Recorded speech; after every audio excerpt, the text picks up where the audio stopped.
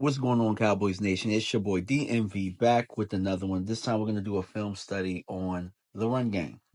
As you guys know, when I do the run game, I don't just focus primarily on the running back. I don't just primarily focus on the offensive line, but it's a whole package. Like, if you've ever played football, if you've ever played it at a high level, there's a period called 9-on-7 where you particularly work on the run game and everything that happens inside that box. And that's what we're going to focus on here, right? So we pulled 5 10+ yard runs from this game, and we're going to break down and analyze exactly what happened there. And we're going to show why this unit is emerging. The offensive line for the Dallas Cowboys is emerging. Rico Dowdle is his confidence is growing, and confidence is a very, very important thing to have for the running back position. So we're going to watch how all of that is married together and what it looks like as a product, and hopefully what we can see moving forward. All right, so let's get into it. Ask for it and you shall receive. I asked for more gap scheme stuff, and this looks like it's a trap out of the gun. And we're going to do a good job of getting to the second level. So looks like Hoffman misses his initial block, but is able to get to the second level and hook that backer, and that creates that hole for Rico to get behind. This next play is like a duo to the left, and it's going to mirror like it's a inside zone with the wham concept of the receiver, motioning into bunch and going as a lead blocker. And they're going to do a good job of just moving. So I didn't like duo so much throughout the year. I haven't liked duo, but they're doing a better job once they get in movement with the double teams. And we've been critical about Rico actually making stuff happen at the second level. He broke a tackle very well. And again, another chunk play here. And people, including myself, we've done a job where we've said Mike McCarthy isn't creative enough or not modern enough. And this appears to be a fullback guard counter right here, out of I, which is an old scheme but modernized. And for my play callers out there, you can be more creative when you're actually moving people off the ball. And that's what's happening now. When you're able to move people, you're able to execute, you can get in your bag. And that's what's happening. We could watch two things, right? Look at that movement, and then look at Rico at the second level, right? Now, I would have liked him to break the tackle a little bit more, but look at that. Whoop, whoop, whoop, whoop. That vision there a little bit. All right, Rico, I see you, partner. But let's focus on Tyler Smith here. So we're in the end zone cam angle here.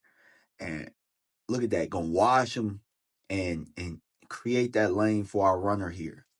I swear, bro, y'all know I do this run game thing, and I swear I'm pulling a big chunk play from inside zone every week. We should just run this as a staple at least 5 to 6 times. We give them the jet sweep action here, and that's going to freeze half the defense, and then we just going to wash the hell out of everybody else.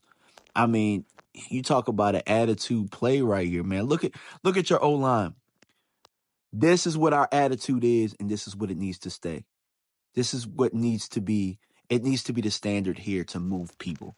I'm going to tell you why I like inside zone so much from a running back standpoint. It gives you 3 areas to work with. Like, either you're going to bounce it, either you're going to bang it off of 1 foot, or you're going to bend it like Rico does right here. It takes away I guess the read or the hesitancy when you're doing duo. And that's what we like to run so much. We love duo in this offense. But if you guys ever notice that Rico's a little hesitant, it's because he's reading the backers and then trying to figure out what they're going to do and where they're flowing. And then he's trying to manipulate them. With the inside zone, Rico has 3, he's just reacting, and you got 3 principles: bounce, bang, or bend it. So I think it makes things much simpler. Plus, we got the guys that can double team and get to the next level, and you guys are seeing it. So I've been in transit, so I've been wanting to get this video out all day, and I just said, you know what, man, I'm gonna sit down, I'm gonna do it, no matter where I'm at. If I gotta do it in the car, I'm gonna do it in the car. All right. So I wanted to make sure that I got you guys the film part. Like, I didn't do the film in the car, but I wanted to give you my conclusion of the run game. I think that our young interior is getting so much better. I think the continuity that they've been talking about all year, and how guys got to be able to understand and talk to each other a little bit better. I think the communication's there.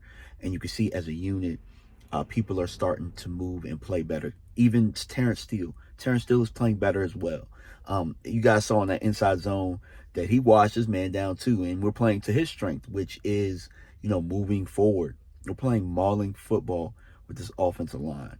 And that's what they brought this offensive line. That's why they built it the way that they built it, so that they can do the things that it's been doing the last couple of weeks. You guys saw Rico's stats and how they've gone up.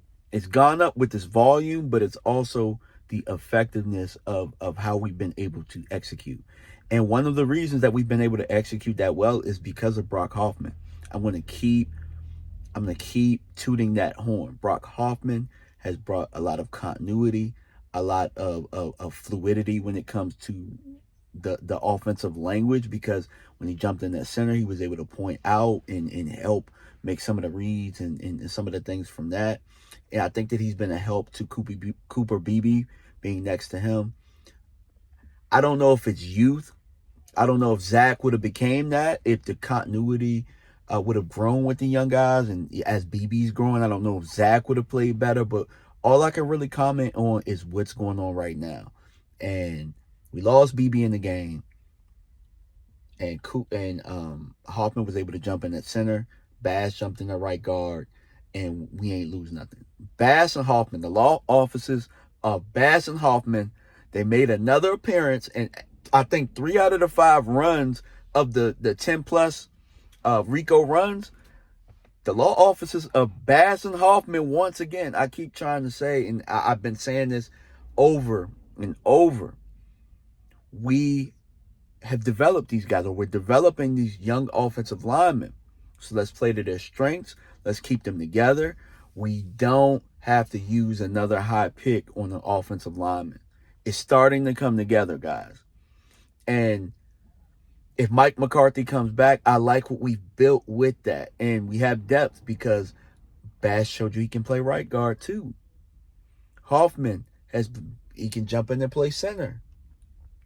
So Austin Richards has jumped in. Chuma played all game, and nobody said a damn thing about left tackle. Nobody talked bad about Chuma. Nobody talked bad about Terrence Steele in that game. So I think we found it out with this young group.